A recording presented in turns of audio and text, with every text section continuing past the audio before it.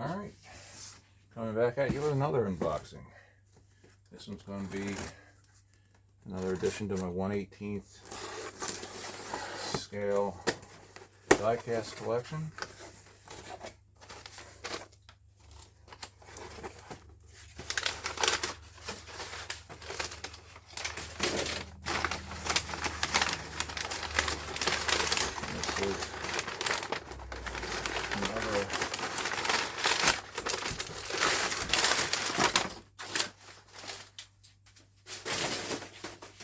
This is another release from classic Carlectables. This is an Australian die-cast company. One of the two major ones down there doing 1/18 scale. The other is Bionti, and they are associated with Auto Art. As far as I know, Classics doesn't have an affiliation with another company, but I can't be 100% sure of that, so don't take that as gospel. So what do we have here? Alright, what's on the agenda? Okay. Alright. This is the Alan Moffat Ford Falcon XB 1974 250 winner of the Sandown race. This car is a little bit different liveried than the car that he ran at Bathurst, which was maybe a little bit of a lighter blue. Maybe not the lighter blue, but the fonts are different, the numbers are a lot different. The Bathurst car had huge numbers on the doors. So let's get this open and we'll take a look.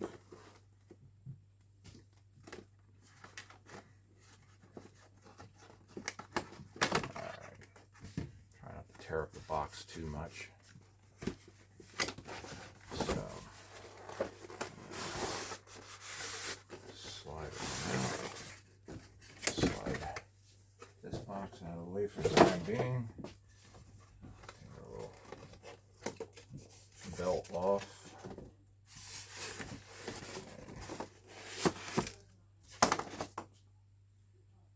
Their certificate of authenticity. This is one of 1,000, and it says it has a number plate mounted on the bottom of the chassis. So we'll take a look at that once we have it out of it. Look at that, that's a pretty blue. Pretty sharp. Alright, so slide this lift on now there.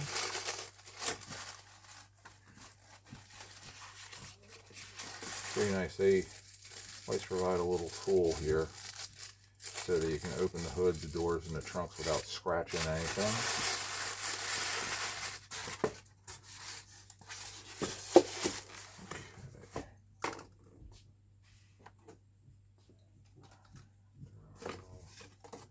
Okay. Belt back around this. Get this out of the way. Okay. This one here, the hood you can lift up, really nicely detailed engine bay.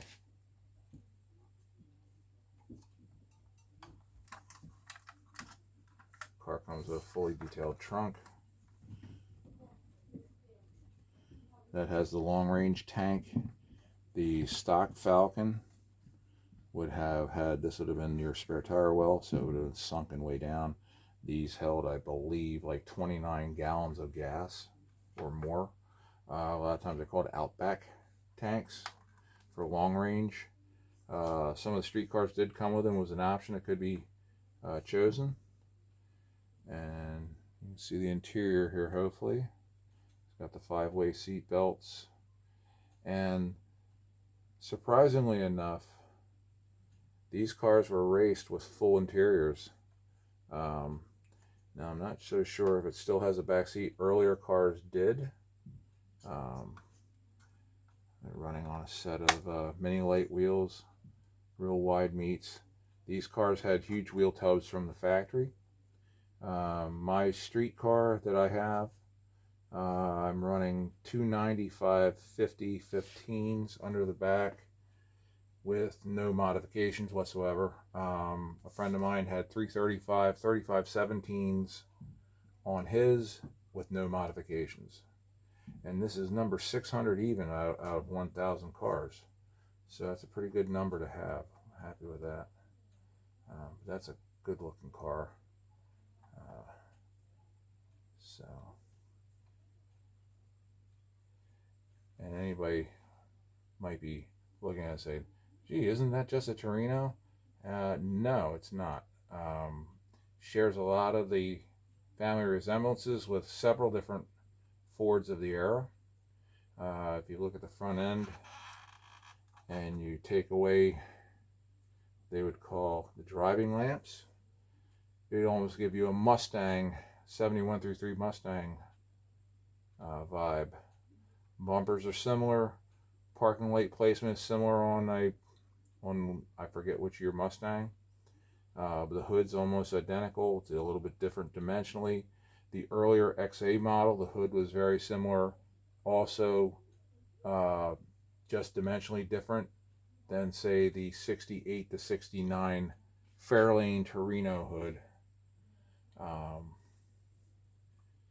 These cars were pretty unique, produced in a two-door version like this, and extremely low production numbers throughout their 7-year model run from 72 to 78.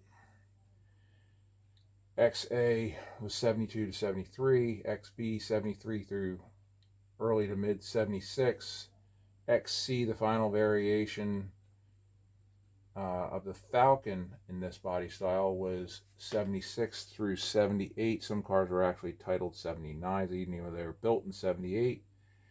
And then you had one more variation on this shell, which nobody has yet to produce an 18th, unfortunately, which was the Landau Luxury Coupe, which were produced from 73 to 76 in a grand total whopping number of 1,385 models. That's extremely low production in the States. I mean, that's as rare as you get. For an instance, the 1970 Mark Donahue edition AMC Javelin was produced in 2,501, and that was just a part of the production run. So almost double the amount produced in a car you never see in the States hardly. So that's just going to show how rare these actually were.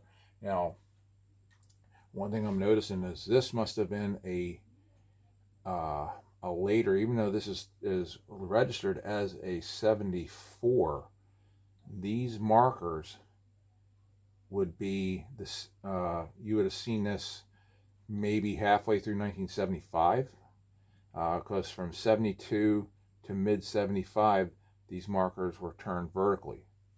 So I don't know if that's an error, because if it's a true 74, it shouldn't have those markers turned in that position yet, I don't believe. The interesting thing with that too is that even though these are bicolor, you got amber and red, only one lit up. The amber lit up when the turn signals were put on. You didn't really have side markers as you did in US cars starting in 68, when it was mandated that they be put on all the cars. That's why if you ever look at it, trying to tell the difference between a 67, 68 Mustang, first thing to look for, does it have side markers? If it does, then it's a 68. If it doesn't, it's a 67. Fastest way to tell, anyway. Australia didn't go by years as much as they did by model number or letter designation. That's why all their cars, when they started producing Falcons in 1960, which were pretty much just US shells swapped over to right-hand drive with beefed up suspensions to deal with their roads, they designated them by letter X and then another letter. The two-door coupe models of this vintage, X, A, B, and C.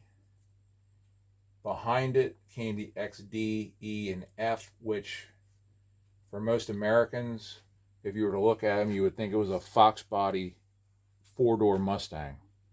They very much looked very similar to the Mustangs of that time period, only that they had four doors, yet they did not look like a Fairmont, which is what the Fox body Mustang was based off of. So yeah, it's a pretty cool looking car. Definitely happy with that one. That'll go in the case with the rest. His place of honor. I believe I'm up to probably about 60, possibly 60 or more of these two-door Aussie Falcons in 1/18. That's it for this video. Hope you guys enjoyed it. Hopefully I gave you a little bit of information that you didn't know. Hopefully I can made it interesting enough. And maybe we'll catch another video down the road.